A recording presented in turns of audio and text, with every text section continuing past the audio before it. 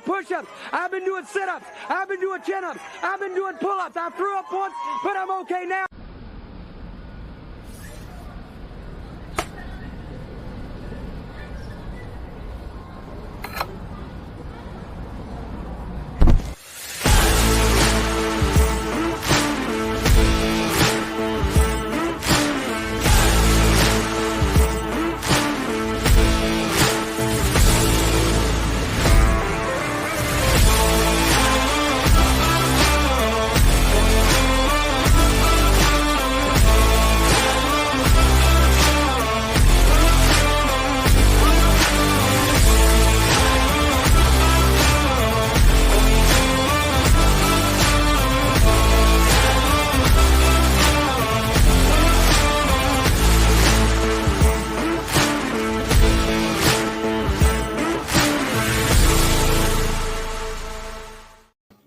What's up, everybody? Welcome to a Monday edition of the Ysn Power Hour. DJ Yoakley on this side of the table and a very, very special guest on the other side. He is hometown grown, hometown raised, and man, is he bringing everybody back to the yo and the 330. He is Brian Tolnar, the legend of golf here in the Valley and, of course, Mill Creek's finest. Brian, how are you? I'm doing awesome. It's great to be here, and I appreciate the invitation. Always, man. We have to tell your story, right? And because you've done so much for the Valley, you're like so many. You started here, went away, learned a ton, came back, took what you learned, and are now applying it to golf and in so many other facets, which I think is fantastic. We're going to talk about, but from your standpoint, Brian, where did it all start for you? Where you really found your love of the game of golf? Well, it started about age 12 for me. It's a little bit late because, I'm playing every other sport besides golf, and golf wasn't really the cool sport to play back then, but it certainly is now. Played every sport under the sun, just a huge sports fan, sports junkie. And for me, our neighbors were a couple called the Callers, and their son was the golf pro at our local facility, which is now Pine Lakes and Hubbard. Used to be Hubbard Golf Course. So okay. Dave Caller's his name, and basically would go out at age 12, 13. Dave would run a youth clinic as soon as school was out, usually for a week long, and you got to play golf and hit balls, and he would give you instruction and stuff and so on down the line. Really started liking the game and would travel to the golf course with my clubs on my back on the bicycle and go up to the range and hit balls. It didn't really have a range then, so you kind of brought your own stuff. And Dave saw that for a little bit, and I was shagging lessons at 13 years of age. He'd give me $1.25 for each lesson that he gave, and all the hot dogs and cherry pop I could drink all summer long. So did that for a while, and just really the game struck me as something I wanted to do long term. And even at age 13, I'd watch Dave go to places and speak publicly to groups in town and the Alumni Association, the whole 9 yards. He just had a great aura about him. He was a great storyteller, probably one of the best in the golf business. Just to sit around and listen to Dave. Really wanted to be Dave Caller. And that's where it all started. And I knew at like 13, this is what I wanted to do for a living, and had the opportunity to work my way up as a caddy at Youngstown Country Club and worked in the bag room for Bill Cox a little bit there. And then got a job at Hubbard Golf Course behind the counter. And, Dave had left at probably just around after my senior year of high school. He went to Oak Tree Country Club, worked for another guy called Dave Bowes, and was his assistant for a year. And then it just morphed into a nice career from that point on. I think it's really interesting because at the end of the day, golf was not there was no Tiger Woods at that point to really lead the way, because we talked about it a lot. Tiger was the guy that really revolutionized golf for the younger generations. Yep. Other than that, it was an old sport for people that were wealthy, right? From that standpoint, you fell in love with the game at 13 years old. When did you realize that you worked your tail off to become really good, but when did you realize that you were next level good? Well, anytime that you make the lineup at your high school and your high school golf team as a freshman, it was very tough to make the golf team at Hubbard. We had some great players that didn't have the ability to make the golf team. Sure. Just because we had a 10-player roster, and our coach was basically 2 freshmen, 2 sophomore, 2 juniors, 2 seniors, and 2 at large, which generally are going to be a junior or senior. A freshman really doesn't have the opportunity to make that. So being able to make the team, being able to letter all 4 years, won 2 MVPs, 2 most improved, 2 coaches awards, in high school, and to be the captain of that golf team 2 years was certainly very special. Was on the team that went to the state tournament in 1993. I got beaten a playoff as an individual the year after that. So, I mean, that one's still bitter and it bothers me.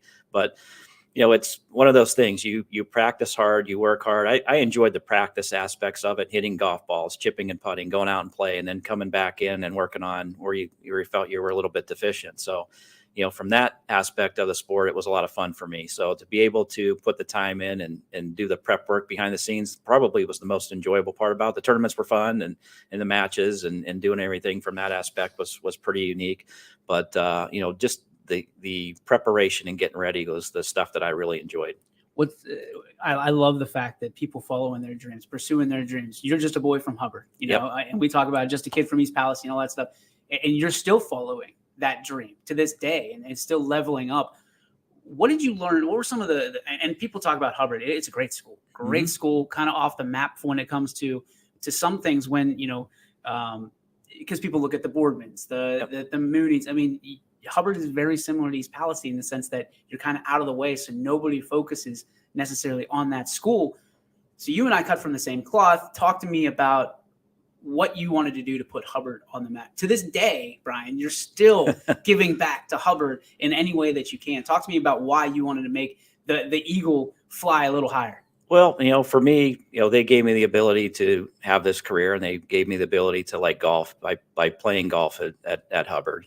We grew up in a great community. Like most of the schools back then, they were all in your neighborhood. So, I mean, you're playing pickup baseball and basketball and football and goal line and every other game that you made up under the sun, home run derby. I mean, knock on wood, we had tons of fun with all of that. No one really got hurt. So, to be able to give back to your community, and that's really what I've, when it comes to a career, I've really tried to draw in the fact that the community means everything. Dave Collar was really good about doing that. He donated a lot of his time. He donated a lot back to the community. So having the opportunity to come back at Mill Creek's a community park. It's a community golf course.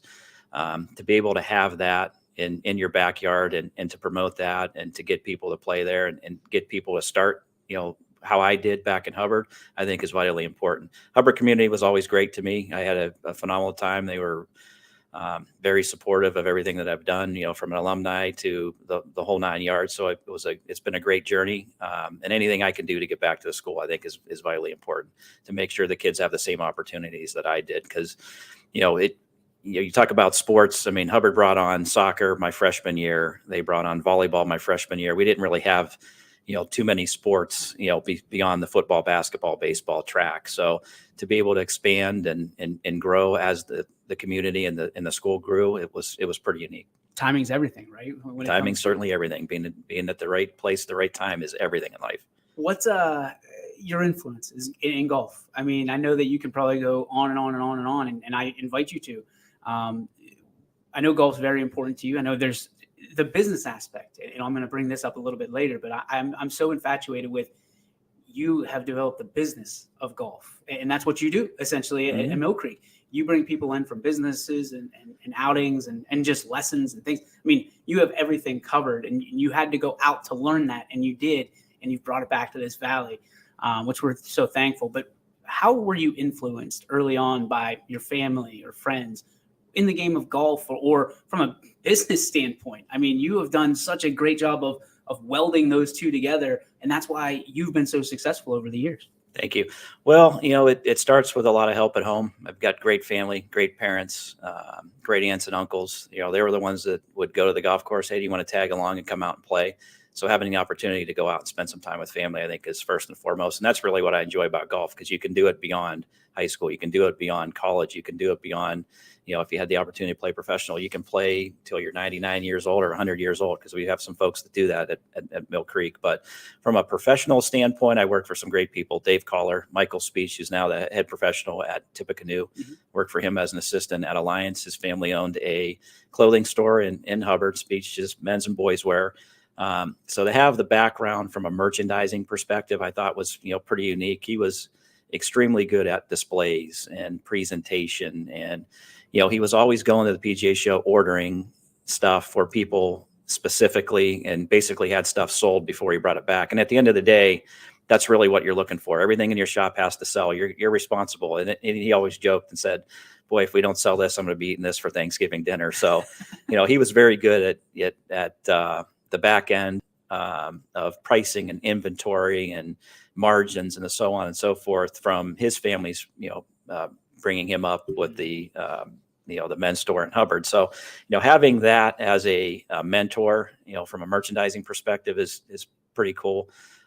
Seeing his passion for merchandising in a very small shop, very similar to what we have at Mill Creek, about 700 square feet. So you don't have that much, and you've got a lot to turn over in a short period of time in a small space. So I think he did a phenomenal job when he was at Alliance. And Dave Collar with tournaments, running tournaments, best balls were huge back when I grew up as a kid. There was, scrambles were just getting ready to start. Yeah. And now everything's a scramble, your outings to all of that. But there was a 3-man best ball, 4-man best ball, a 2-day tournament. So they ran a lot of tournaments. So watching how he ran tournaments, for me, if you're running a tournament, you've got the opportunity to sell gift certificates in the shop. So you got merchandise that's turning. So there's a lot of different plates going at the same time, an instructional component to that. Food and beverage, and we're going to talk a little bit about the indoor facility. I mean, there's so many different tentacles in the golf business that you have to be on top and you have to be moving. There's a patch that the PGA of America puts out of what the role of a PGA professional is. It's a merchandiser, it's a tournament coordinator. It's a golf instructor, it's a teacher, it's a coach, it's a psychiatrist at times. But I mean, it has probably 20 or 30 things, and you start looking at it and it's like, yeah, we do all that. We manage a business, we manage a merchandise concession, a food and beverage concession, a par 3 golf course, on top of, the 2 golf courses at the main property. So there's a lot of moving parts. And I've learned from some of the best in the business, and really just tried to watch and learn what they do on a daily basis. And I tell my kid this every morning, and he can basically recite it verbatim, but it's really something I live by. It's I give him 3 things. I hold up my 3 fingers, and he knows what to say. So the first one is, be a good listener. And I think you have to be a good listener. You have to watch what others are doing to get better at your craft in every aspect, because there's people that do some things at a very high level. And if you could basically clone what they're doing in each aspect, I think it's important. Have good manners is number 2. And Arnold Palmer basically quoted it best: treat people how you want to be treated. And I think it's vitally important that you do that. And that's something that I try to live by. And then the third is help somebody without being asked. And those are the 3 things that I really try to instill in him, and I make him say it, and he's probably ad nauseum. I think, Dad, make me say that again. But I think they're 3 very important things of life, beyond just school and business. And, as you make those relationships and network, I think those are vitally important. And I think if you have all 3 of those, you're going to have a pretty easy shot at doing whatever you want to do. That's amazing. I love it. And you're a glass half full guy. And that's what you and I hit it off because of the positivity, because there's so much negativity out in the world. And, it's easy to get down on yourself when you play golf. It's easy to get down on yourself when you play sports, because listen, you're battling a lot of times against somebody else, obviously, or yourself and your mental capacity. What is it about, what you've been through that the glass half full is always there for you? Well, I think if you're going to be good at anything, you have to have a positive spin to it. You can't think negative. And, as soon as you start getting some negativity in there, I think that's where it starts to go south. Because you're going to get bad thoughts. You have to be positive. You think you're going to make the putt, you're going to make the putt. You're going to hit a good shot, you're going to hit a good shot. If you think that there's, this could happen, the ball could go here, think negatively, I think you're going to have some issues with putting a good score. And I always like the challenge of golf. It's a game that beats you up. There's no doubt about it. And there's no better person than Jerry McGee, from East Palestine. Basically saying the it's a tough game. It beats you up. You got to hang in there. You got to weather the storm, and you got to, just hunker down and just keep grinding every shot out. And I think if you do that, you have a great opportunity to put a good score on the scorecard at the end of the day. Same thing in business. I mean, if you have a positive spin to it, you're going to put positive results on the board. So, having the opportunity, my uncle would bring me out to Oak Tree to watch Jerry McGee when he was getting ready for the senior tour, just to watch what he did. I put that into be a good listener. Just listen to what he's doing. You don't have to talk. You just soak it all in and see what he's doing, because he's doing things that are going to get him on television to play. So, learning and having good mentors and good people in your peripheral, I think is vitally important. So you are big into growing the game of golf. And I mean, every time we talk, it's thank you or something about growing the game of golf here. And we just do what we do. And I'm not trying to turn it back towards us, but you do that with everybody because that is your number one. And correct me if I'm wrong. That is your number one focus is growing the game of golf here in the Mahoning Valley. Why is that so incredibly important to you? Well, I think for us to be successful at Mill Creek, growing the pie with a population that's declining was going to be the biggest challenge of all. I mean, you look at all the golf courses that have disappeared here in the last probably 10 or 15 years. There's a reason they disappeared because no one's helping grow the game and grow the pie. So a lot of the things that we do, we knew if we were going to be successful when we came in, we had to bring more people to the game and we had to figure out how to get them here. So for us, with the stuff that we do on Ysn, all throughout the summer with the golf segments, certainly helps grow the game. I can't tell you how many people call immediately as we get off for a golf lesson or can you sign my kid up for a junior camp? And I think that that's huge. I mean, you have to be everywhere all the time. There's no substitute for being everywhere all the time than just being able to do it. And you have to, whether that's radio, that's television, that's any kind of media. Sure. Out there, you have to be everywhere, to be successful, to bring people in. And I think for us, having good partners, Ysn certainly an awesome partner for us. Mahoning Valley Convention and Visitor Bureau is a great partner for us because it allows us to bring people to Mahoning Valley from a tourism perspective. And, we're going to head to some golf shows starting this week. We'll go to Michigan, we'll go to Rochester, New York, with the hopes of bringing folks back for a weekend stay and play package. So, if there's not enough people here to fill up what we need to do, we're certainly going to go out and find them from other areas, whether it's Pittsburgh, Cleveland, Akron, the whole 9 yards. So, we've gone to Toronto in the past. We've gone just about everywhere you could imagine to get people here from Columbus all the way up. We want to make this the Mecca of golf. It's very inexpensive to golf here and do a weekend package for under $300 where you can play just about every day, almost 36 holes a day for that and get a meal or whatever in the morning. So we really want to showcase that. It's from stay and play travel. It's from tournaments like the AJGA. It's showcasing your area off at a national level. In addition to the events that you get because of national events like that, we got the Nota Begay Championship. We got 2 U.S. Kids Tour tournaments here. We got the Northern Ohio PGA. We got the Drive, Chip, and Putt Regional. So you have to have so many oars in the fire in this day and age to be successful. Now, COVID certainly has been a deterrent for a lot of things that have gone on, but it's been a great boost for the game of golf. Yeah. Because you can isolate. You can right. be out by yourself. You can be outdoors. You're in a safe space. You're in a great environment. You're enjoying nature. And I think, as you come into the park, what better way to enjoy the park than with a round of golf or, taking advantage of any of the great opportunities the Metro Parks has. We have, certainly the gem of the Mahoning Valley and selling it through recreation and golf for us, for our department, I think, through that lens makes it extremely special. That you can come and have a great outdoor activity and an experience. We're going to get into all the things that you guys have put your noodles together on and are going to be out because anybody that's on Ysn has seen the commercials over and over again, which is phenomenal because we're a big believer in youth sports, no matter the sport, and getting them out there. But you have really taken a multi-dimensional approach on getting kids out, getting them engaged at Mill Creek Metro Parks. And I can't thank you enough because with your focus on golf, to be able to tack on 17 more layers on top of that, you talked about that patch that you have to be a PGA pro. You really should change it over to a hat and get a hat for every single thing you do, because you do so much. So I've been wondering, and if this is a crazy question, tell me that I'm nuts. But the game of golf has grown exponentially here in Youngstown. And you see these simulators, you see the bunker, you see all these different places getting the simulators and things like that. From your standpoint, you have to be excited that people are just getting out and golfing, right? Oh, absolutely. The bunker, for example, and the Top Golfs of the world are all things that bring in another demographic of customers, people that may have not played, start the game through that avenue of getting the opportunity to play.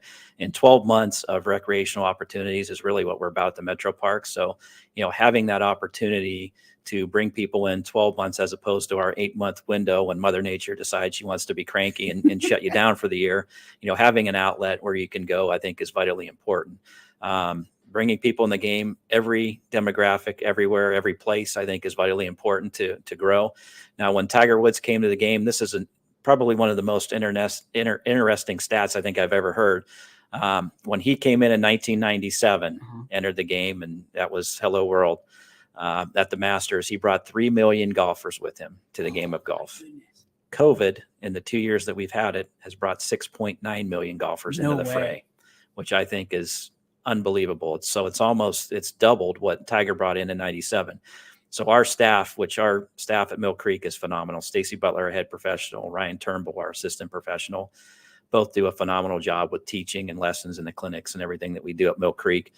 I told them, 2 years ago, our biggest thing is going to be retention, making sure these folks stick with the game of golf when COVID, lifts its restrictions, and we want to keep them, entangled with playing our sport and, bringing families into the fray as well. Cause I think that that's important. Juniors are great.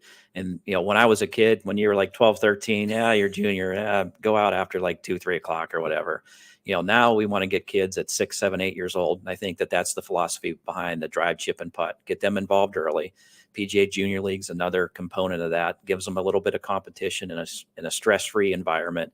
We're fortunate to have 2 teams of that, and we play with all the country clubs and golf courses in the Mahoning Valley. So gives them opportunity to look at other golf courses in our area and play against other teams of, likewise talent, which I think is neat. But, having, the family aspect, we do some family things on Friday and Saturdays for $25. You come out, play all the golf you want after like 5 o'clock. All you gotta do is book a tee time. Now mom's involved. Now both kids and siblings are involved in the game of golf, not just dad coming out on Saturday or Sunday. And I think that's the biggest way to grow the pie. Locally, it's through the family, giving them a competition element of the game, as well as bringing in people from outside the area to enjoy not only the golf course, but your area. We've got some great dining here. We've got some great hotels. We got a lot of activities that you can traverse through, beyond just golf. So if you spend a weekend in the Mahoning Valley, I think it's important to grow everything. It's seemingly growing all the time. I mean, and don't get me wrong, there are tragedies, and you see some of these restaurants closing, but the bunker is going to be big. We already talked about that. You look at athletics in Columbiana; they're going to have golf simulators. You've done a ton of work, but it looks like you're getting help. Like the cavalry is on the way, and they're going to sit there. What I love about Mill Creek, what I love about you in particular, Brian, is as a guy who I don't fear sports at all. I can get out and shoot a basketball. I can get out and get in the batting cage. I can play men's softball, whatever it is. But golf terrifies me. Because when you're out there and you're out there in front of everybody and your peers or your business acquaintances, it can humble you very quickly. You have been a great ambassador of get in here. We'll teach you the game. We'll fit you for clubs. We'll make sure that you have all the tools to do what you need to do correctly, so that way you can learn the game of golf no matter the age. And I think that's been what people look at when you do your thing. Is that you don't care how old, you're just trying to get them to fall in love with the game the same one that you did. Yeah, you want people to have fun. Certainly the equipment now is conducive to doing that. The golf ball now is conducive to doing that. You can set up and eliminate one side of the golf course, no matter what level of player you are. So if you're a guy that slices it, you can block the right-hand side. If you're a guy that hooks it, you can eliminate the left-hand side. So I think equipment is a big component of that. But I think getting people out to the golf course, making sure that they have fun, and having an enjoyable round, whether it's on our course or anybody else's course in Mahoning Valley, I'm all for it, because the more people that come to the table, the more customers you're going to have down the road. So I think if everybody bought into some of the stuff that we're doing, I think our game would just explode here, and it has. I mean, it really has. But keeping people focused on, we want the game to be enjoyable. Yes, golf's a tough game, but if you're out there with mom and dad and your brother and sister out there playing, you're having an enjoyable time with the family. You're going to come in off the golf course. You're going to grab a bite to eat or an ice cream cone when you're done. And it's just an enjoyable experience on a Friday or Saturday evening that, gets kids off of this stuff, which drives me nuts. The phones and the iPads and the video games are great in the off season when there's nothing to do. And that's why it's so important that we have golf 12 months here in the Mahoning Valley. So it keeps kids off of all of that stuff. So, they stay athletic, they exercise, they enjoy outside. It gives them opportunity. I think golf's a very personal game. I really do. And, obviously it can be a team sport, as we see in high school and the national and professional ranks. Yeah. But it's a very individualized sport where you can express yourself from your shoes all the way to your clubs and your golf bag. Why do you think it's so great to be able to take it personally? You know what I mean? And I know it's a very broad question, but when you allow people to talk about golf, like when you talk about being a psychiatrist, when they come in and they ask for lessons, what are you trying to figure out what they want out of golf, or what is that? Well, I look at it when I give somebody a lesson, we have a little conversation before we even go into hitting a golf ball. Okay. What are you trying to get out of this? What are you trying to learn? And then I really try to pattern my teaching or my instruction on what they want to do from a skill perspective. How much time are they going to put into doing what they want? If I'm a 10 handicap and I want to be a scratch player, you certainly have to put in time, and you certainly have to put in hours at the driving range and chipping and putting and so on. If you're just looking to lose one or two shots, I shoot 41, 42. I'd like to break 40 every once in a while.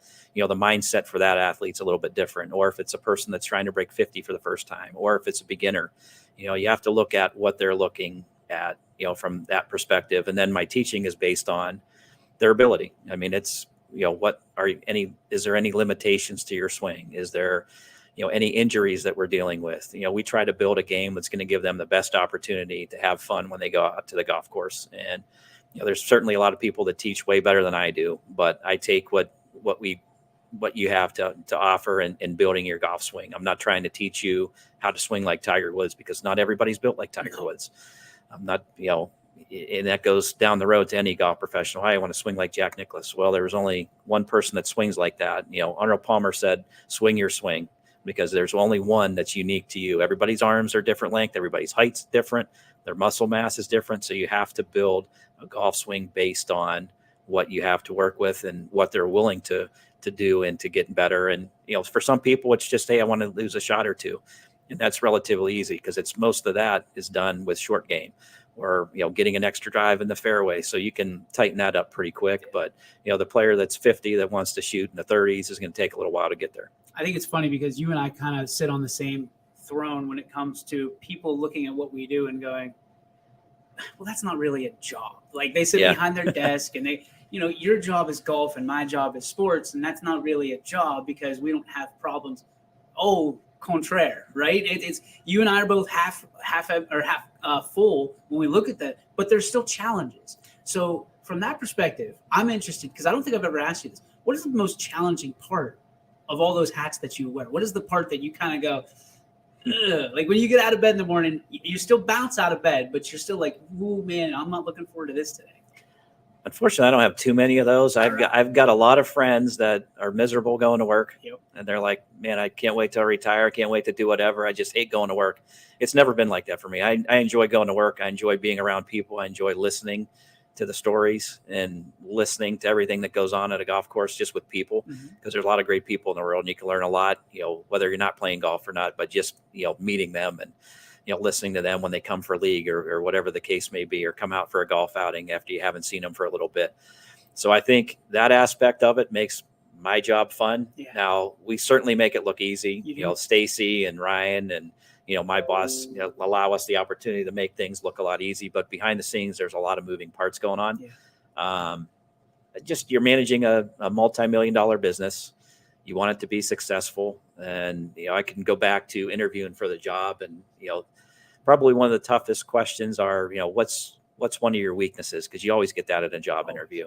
And how do you deal with failure? And, I sat in the interview process and I said, we're not going to fail, because if I'm going to give everything I got at this, it's going to be fail proof. And, probably the biggest thing for me is time, because we take a lot of time during the golf season to do everything that we do. When you run a tournament, it's a 6 or 8 hour marathon. When it's a tournament or a golf outing, you're doing that on one course, you're running normal play off the other, you're running an event at the par 3, you've got a clinic going on, driving range is full, you got people coming in buying merchandise, you're fitting people for clubs.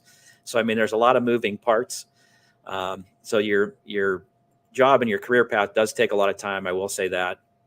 For the people that are coming into the golf business, and we have a young assistant, I'm like, you have to stick with it the first couple of years, because you don't make a hell of a lot of money at it. But if it's something that you want to do, 5 and 10 years down the road, you're going to reap the benefits of putting in the time and the effort. And I think that's the biggest key, buying your time, listening, learning, and taking each step of that ladder. You can't get to the top of the ladder without hitting the bottom 2, 3, 4, 5 runs. Yeah. And I think that's what everybody wants to jump 5 feet, and you can't do that in this industry. It's a craft. What you do is a craft, and your team especially. I mean, and no leader is a great leader without people that help him or her get to where they want to go. And you've got a great team. You've got so many. Your network is unbelievable. But the thing, and I hate to even, because I know how humble you are, and I'm please allow me to kind of put you on a pedestal here for a minute. The thing that makes you so great, and the thing that I've learned about you, you talk about the 3 things, is you are first class all the way. And you told me that at a very early part of this partnership, is we are first class all the way. And it changed my thinking of how we do things at Ysn. We have to, when somebody comes in, make sure that they have water, or make sure they have their drink of choice or whatever. Thank you, by the way, for that text back of what you said. I got a good laugh out of that one. But first class, that's very important to you. Where did you learn that, and why is it so important from your standpoint? I just think you learn it through watching people, and you learn it through how your mentors and your bosses have treated people. I think you have to make that customer feel like they're the only customer in the room. And I think our staff does a wonderful job of that. I think they're all bought into what we're trying to do. And, going back to doing things first class, we're going to only do them if we can do them first class. We're not going to, stick our foot in the fire if we can't do things the right way, or do things that makes people walk away with an exceptional experience. And, I always go back to, I've spent some time at resort facilities. I've spent some time at private facilities. I grew up on a public golf course. This is a municipal golf course. I always thought, because you were a public golf course or a municipal golf course, that means you needed to lower the bar from service, sales, the whole 9 yards. And I don't subscribe to that. I give you the same service at a private club as I'm going to give you at a municipal facility. And I think that that's how our model has done as well as it's done, just because we want our people to feel like this is their country club.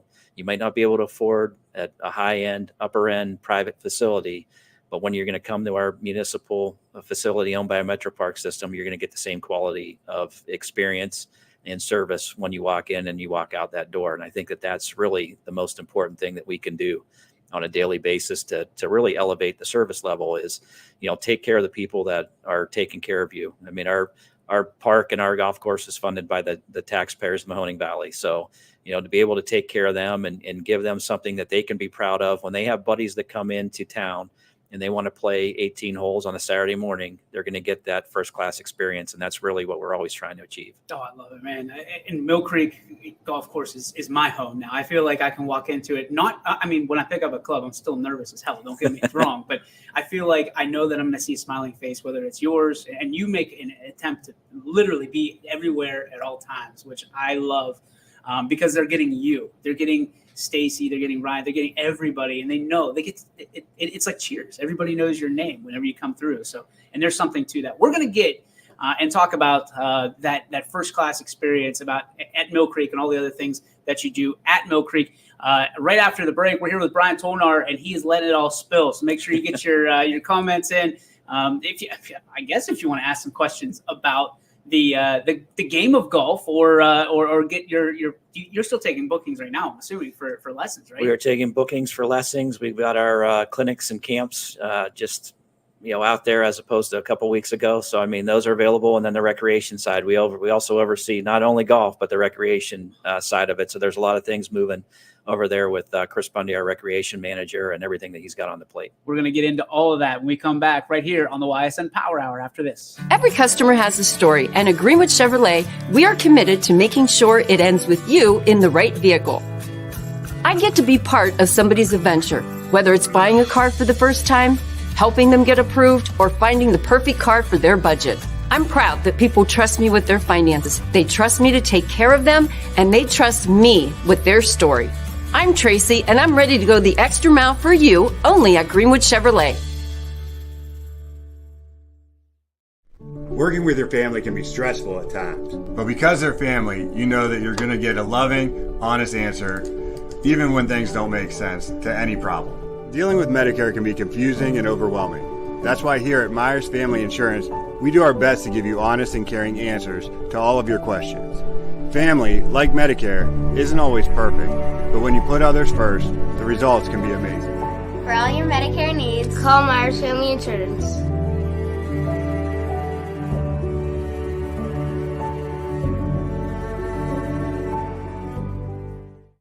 Storm season. I think we're under the gun for some heavy storms over the next couple of hours. And Storm Tracker 21 is ready. This is probably the one we're keeping a closer eye on. On air. And locally, we're going to have a lot of eyes on our area. Online. All right, let's talk high-risk futurecast and the timing of this weather. On social media and on our app. Notice we'll have scattered showers on Thursday. Stay ready with Storm Tracker 21. The severe weather threat now through around sunset this evening. It means the world to me to know that what we're doing is impacting people. And whether it's simply, I got to watch my son or daughter when I was out of town, or we just love watching YSN. We love what you do for our son or daughter. So whenever someone says thank you or someone is appreciative of what we're doing, it tells me everyone at YSN is doing what we initially set out to do, which is shine a light on these athletes and help them kind of promote themselves. My name is Anthony Hartwig, and my sports network is your sports network. And welcome back, ladies and gentlemen. We are here on the Ysn Power Hour with the golfing guru of, I think, the world, but he'll take it down to the Mahoning Valley. The guy that I love and cherish because he brings so much joy to the game of golf at any age. And I think that's important to not just focus on the youth or the juniors, as they say, but everybody. Anybody that wants to fall in love with the game of golf, you're always – the welcome sign's always on for you. So we talked about first class at the end of the last segment. You do it with so much pride. You guys have so many tournaments. You've done so much for the military and those that have served us, and not just the military that have served, but the families and everybody. Why is that so important to you to be able to bring that back to the Valley? Well, I think if it wasn't for them, we certainly wouldn't be in the position that we're in. The freedoms that we have, I think, are phenomenal. And to being able to give back to them with the PGA Help program, which we started last year, had an opportunity to do that when I was up in Rochester, New York for about a 10-year period. It was a lot of fun. Creating relationships with people that take care of us and give us our freedom and give us everything that we have. We certainly are lucky enough to be in this country, which I think is the best on the planet, and have the opportunities that we do. You can work as hard as you want. You can do the least amount that you want and still be successful. So I think, giving them the opportunity with the PGA Help program was, something that we really tried to do a year before it happened, and then COVID hit and obviously canceled pretty much everything. But to be able to pull it off last fall and then continuing with the multi-day events this year and giving their families, not only the folks that made that sacrifice by fighting for our freedoms, but giving their families an opportunity to come out as part of it with trolley rides and experiences in the metro parks in the fall each year, I think are vitally important to basically saying thank you. You can't thank those folks enough for what they do. The stuff that the Folds of Honor does, the stuff that the PGA America does with the PGA Hope program. And, some of my close friends do some wonderful things with military families, and what they do, I think, is spectacular. So to be able to have that as an outreach component at Mill Creek, I think it really makes what our mission statement at the metro parks, it really ties in of, taking care of the community, being responsible and giving opportunity. I thought it was phenomenal. I think you talk about first class, you guys did it up and you celebrated, and everybody was giving there. I mean, it was to the point where it was an emotional experience because it is. And you had that same component. I mean, you and I kind of looked at each other halfway through the day, and that was powerful. Oh, it's powerful. Anytime that you can have the opportunity, I mean, you're dealing with people with disabilities because of their military service, to give them an outlet of stress relief, to where they can come out and feel comfortable and welcomed. You're obviously picking up more customers, and that's, ultimately what the player development portion of the PGA is. But you want to thank people for what they've done and the sacrifices that they've made. They make a sacrifice when they go overseas and fight on our behalf, but they also make a sacrifice when they come back, because let's face it, America hasn't always been very welcoming to the folks that have come back and have dealt with the challenges that they go through on a daily basis.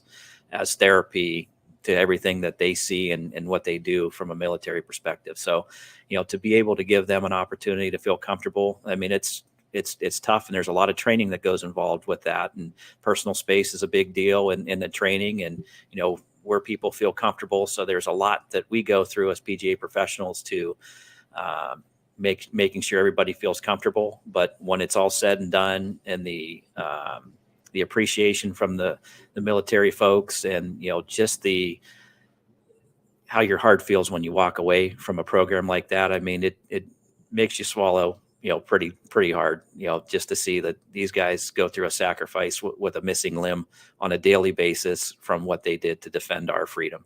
That was a cold day, if I remember right. And it didn't feel like that you could barely feel it because you were so invested in everybody else. And just a tip of the cap to you guys, because that was an unbelievable day that, like, everybody tries. Yep. Like, they tried to have that same, okay, we're going to do this, we're going to do it for the best, which I'm sure it's very appreciated always. But you and your staff went above and beyond. I mean, that day was above and beyond anything, any ask. You guys were as you wish. I mean, I felt like I was at Chick-fil-A from that standpoint. So let's take it to another degree here. And this was the one, Brian, that I was most impressed with. And not to take away in rank, but the AJGA, when it comes to town, you told me what was coming, right? You laid it out for me. This is what's going to happen. This is what we do. This is how many people are affected. But my goodness, when it came to town, the celebrity golf outing, then it was the actual golf outing over a course of how many days? They're here for a week. Yeah. Yep. So from all over the world, and you have ranked that we'll see on the PGA channel one day, and or wherever. That is one of the best things that I've ever seen in this valley. And it runs. There's a lot of work behind the scenes, a ton of work, but it ran itself like a well-oiled machine. And you got compliments out the wazoo about how this is different than every other tournament that they play in. That has to make you feel good. It does. It number one, it showcases the golf course, and most importantly, it showcases the metro parks, which I think is the biggest key to the whole component.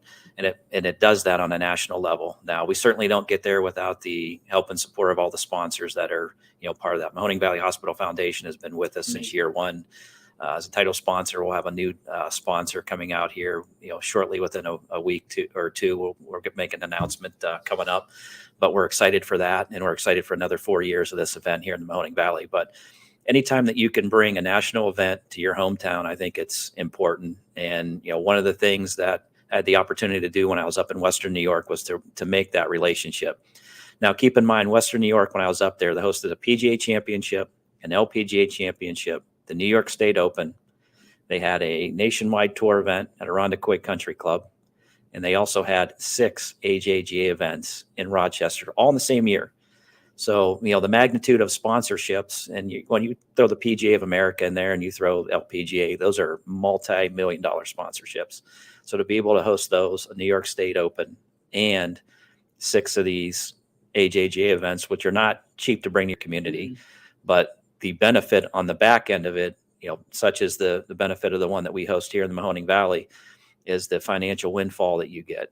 That's hotel stays, that's dining, that's, shopping in your local community, that's taking advantage of programs that are within the metro parks. Parents, when they come into these things, a lot of them will watch their kid, but about 75% of them don't. So they're looking for opportunities and other things to do, while their kid's spending 8 or 10 hours at the golf course. So, they're buying trolley tickets. They're, going to the concerts at the Morley on Wednesdays. They're taking advantage of the par 3, the batting cages, and everything, from Lanterman's Mill to Fellows Riverside Gardens.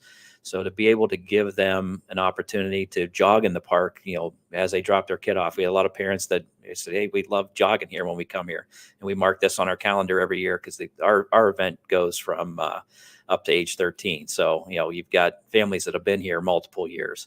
So to be able to see that, promote your community, and give back to your community, and our event has been here. I think this will be the 6th year. Is we were right around the $2 million mark for financial impact, and we raised a little over $70,000 for local charities. One is our Metro Parks Foundation. The other is the ACE grant for the AJGA. And the ACE grant is for kids that don't have the financial means to be able to play, but they have the talent. So the ACE grant gives them their paid week of the tournament. So, we had some kids, within the local area that took advantage of that, which is phenomenal because it's an expensive week for the families, from tournament fees to everything that goes along with it. To be able to contribute to some players in the field, I think is neat. And then, also to our golf endowment at the Metro Parks, I think is very special. So, having national eyes, I mean, we're on the national media, you're on the national website, Mill Creek stamped all over the place. So it's great for our local community to be able to host something like that. And I'm proud to be able to have brought that here with the help of the sponsorships and the partners here. It was a funny story. They were looking for a place when I was up in New York. They reached out and said, "Hey, do you know anybody in Cleveland or Pittsburgh? Because we knew you're from Ohio."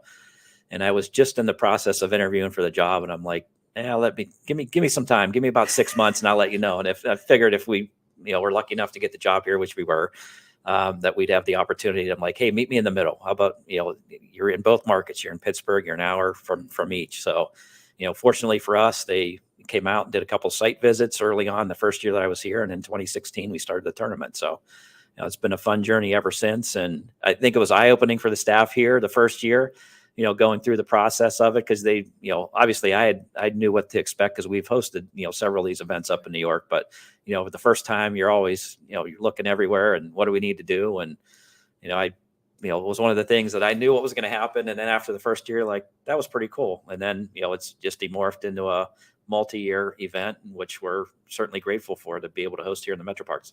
LPGA used to be here locally. Yep. Obviously that's not here anymore. Used to carry a sign as a kid. How about that? Did you really? Yep. No kidding.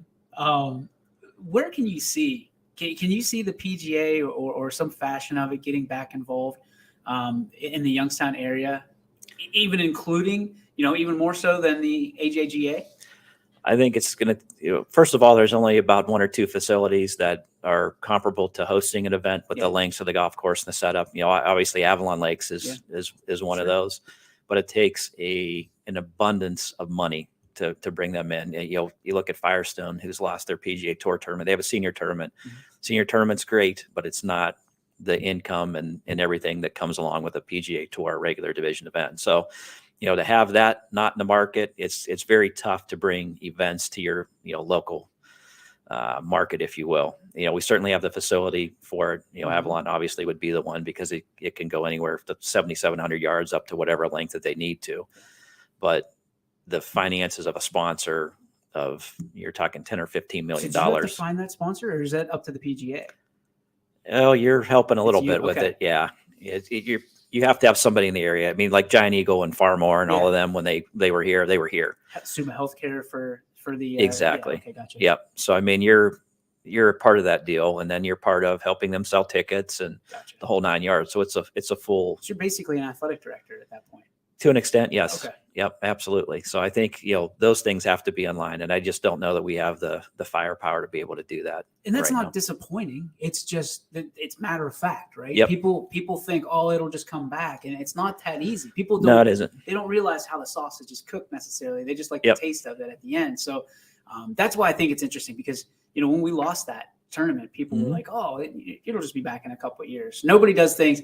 And this as well as I do. Yeah. Nobody does things as well as Ohio does things, right? when it comes to sports.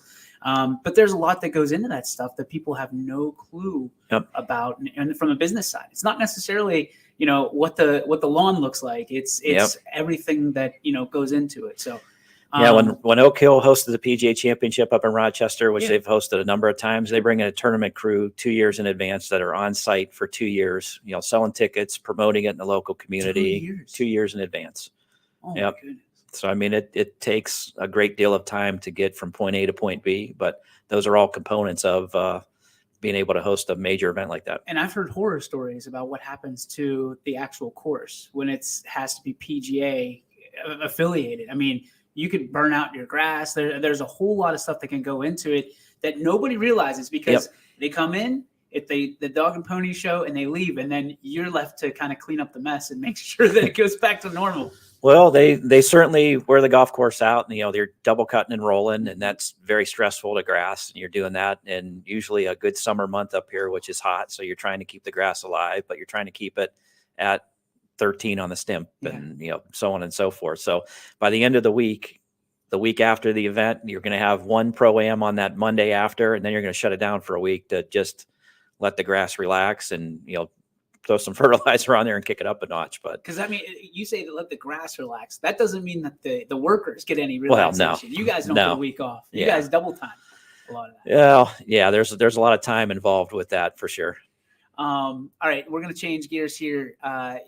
You, sir, won an award this past year on behalf of everybody that you represent. I know that you love that part of it, is you feel that you are a conduit to the rest of your team. Talk to me about what that award was and what it means to you in this valley. Well, the Merchandiser of the Year award by the PGA of America is probably one of the things I'm the most proud of. I had the opportunity to win Golf Professional of the Year when I was up in Western New York, and probably the only time I've ever gotten choked up. We have a section meeting, and there's all 400 pros there. You get up, they announce, they go through the body work, and then you get up there and you say a few words, and then they have an award ceremony like later that night that Amber had the opportunity to come to or whatever. But got up there, had everything, laid out in my head what I wanted to say. Didn't go up there with any notes because I had it basically memorized. You get up there, you got it like halfway through it, and then it set in. Yeah. Like you finally realize what you did like 3 sentences in. And I didn't shed a tear, but I was pretty darn close. Felt like I swallowed a cantaloupe. And then you pause for a minute and then, finish the thing. And I had a couple friends are like, man, you almost went the other way there. I'm like, yeah, I didn't see that happening at all. So this one, obviously being at a national level and be able to do it at your hometown and to be able to do it at Mill Creek, I think is special because it's all about showcasing the metro parks. We're a component of it, but it's showcasing this area and be able to do it here. We have a great team. It's a team award more than anything. I don't know that it's officially soaked in yet, but I'm sure it will when we go through the whole process of it. There's a little video shoot that's going to come up in a couple months for CBS. And then you've got a big ceremony in Arizona come November. So I think at that time it'll probably set in, but I didn't know that was going to happen. We were, just got our stuff in for the award, and it was supposed to be announced in like October, November. So at like Thanksgiving, I'm cleaning up the stuff. I'm putting my stuff in the files. I'm like, I guess I didn't get that. And like 2 weeks later, I get a call from the president of the PGA of America and talked to him for 10 minutes. And the name didn't ring a bell, right off the bat. And I don't know why it didn't, because we were during the Christmas season, you got people calling for gift cards and all of that. So this guy was asking me about the weather and, what was going on at the course and, when's your season end, And then like 10 minutes in, he's like, well, this is Jim Richardson from the PGA of America. I'm calling on behalf of the PGA to let you know that you won the National Merchandiser of the Year. So at that point, heart starts pounding, like can't get a word out. He's like, here's the next process, blah, blah, blah. You'll get a letter in the mail. And then we do a couple things at the PGA show. And then the production team from photos will come out for PGA Magazine, and then video, CBS, and the whole gamut in like April. So then you're like thinking like, holy cow. But to be able to pull that off here, I've been nominated like 3 times prior to that for that award. And finally to be able to pull it off. Certainly had a lot of help from some of the past winners that have won it, that we do these Merchandiser of the Year conferences with, and had the opportunity to go to 2 or 3 of them, to just pick their brain, what they did differently on a national level. I think once you understand the formula and what they're looking for, I think it's easier to write the documentation for it, because there's a lot of documents that you submit, pictures of your pro shop, your displays, the whole gamut. But to be able to pull it off here at home, I'm still stunned. So could this turn into a dynasty? Are you the Bill Belichick of the Valley, where you can make this the dynasty? Well, I have no interest in going anywhere else but here. I enjoy Mill Creek Metro Parks. I enjoy my position here. My family's here. My kid's in 2nd grade here at the Campfield School District. So, I anticipate, he's a pretty good basketball player and golfer and the whole gamut. But I anticipate on seeing him graduate. And then, I told my boss 20 years is where I want to be. And then I want to be in Hilton Head somewhere on the island doing something. So whether it's teaching a couple days a week or, teaching the profession at one of the universities or whatever down there, I just want to be able to do something neat like that, at a smaller role when I'm done with this. But the work here is just beginning. So there's a lot of things on the docket at Mill Creek that we are with our 10-year plan that we're still about halfway through. So I want to make sure that I see that that's finished and enjoy some of the benefits of that. I've never lasted more than about 7 years at a place because I get bored and want to do something else. But I mean, there's so many moving parts here that it keeps me interested, and I really enjoy what I'm doing. I got a great boss, Aaron Young at the Metro Parks is phenomenal to work for.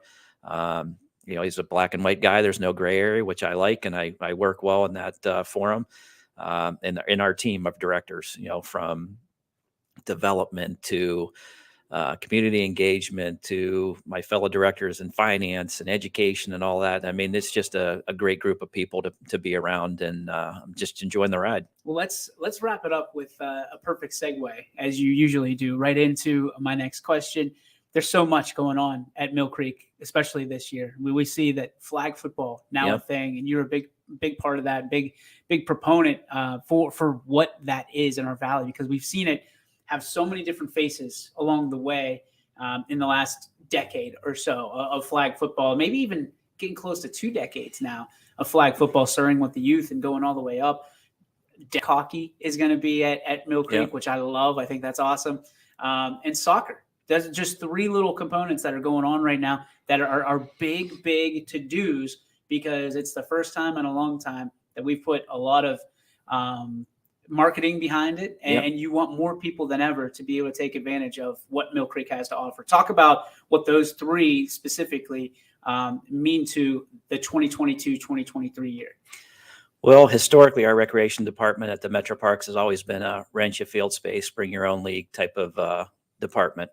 Can't say it was financially beneficial to the Metro Parks, but we're now at the point where we hired a great recreation manager, Chris Bundy. I mean, he's got a great background in football. He played quarterback at BYU, Idaho.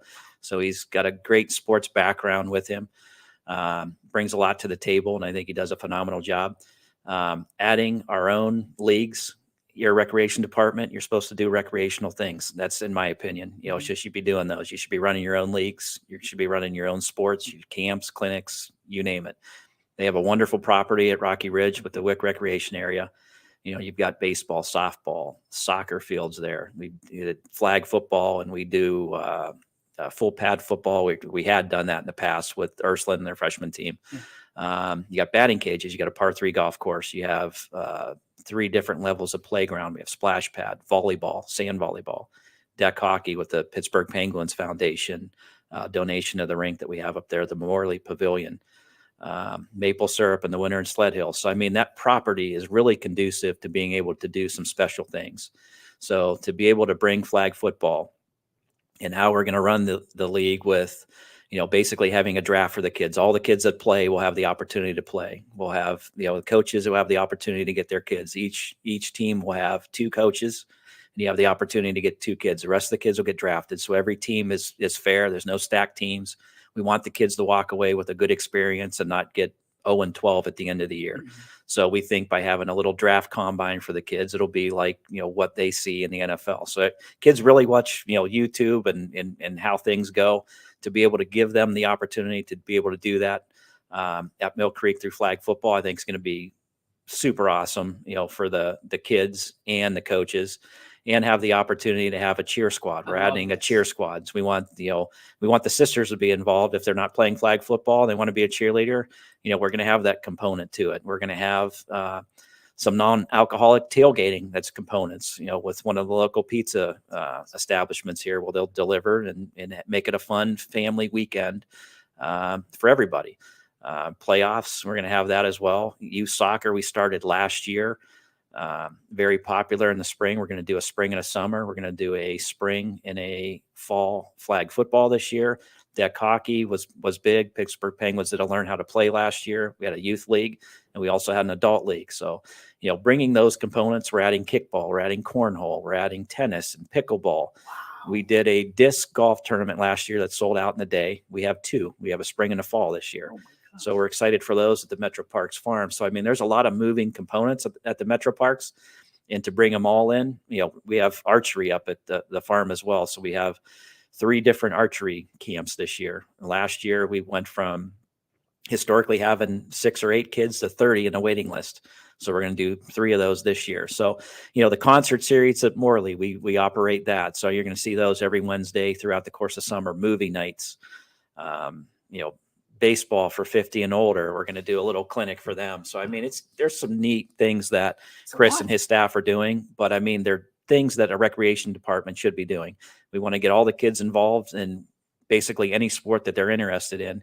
And I think we have that covered with our lineup. It's very aggressive, and it would have been very aggressive last year, but obviously the first half of the year was sort of washed away with COVID. But, everybody's had a good time with putting the plans together and everything that Chris and his staff does, and getting into the schools and passing out flyers and the media that Jamie, our community engagement director, has been part of and promoting. I think is only going to be, the sky's the limit when it's all said and done with, where we're at. So we want to give people a great experience, and we want them to walk away with something special. And then we've got the building being redone up at Wick too. So, we're going to have a 12-month season, basically a rec center when it's all done.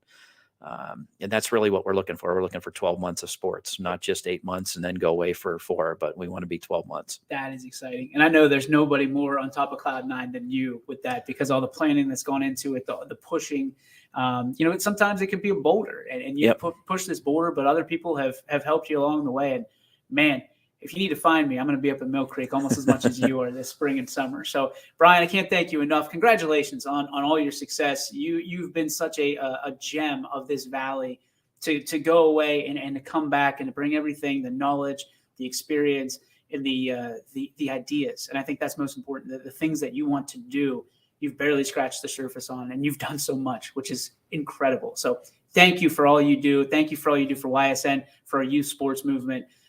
You are an ambassador, and a great one for the game of golf and for sports as well. Thank you. Us at Mill Creek Metro Parks are super happy that you reached out, and couldn't be more thankful for today.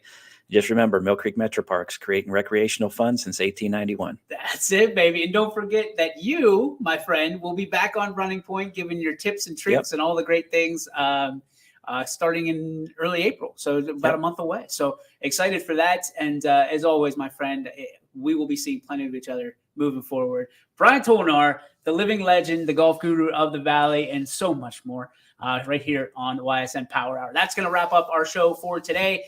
Tune in tomorrow, 3 to 4, right here on YSN for another great guest and another great conversation with somebody here from the Valley. That's going to do it. See you later. Bye-bye. YSN thanks you for watching this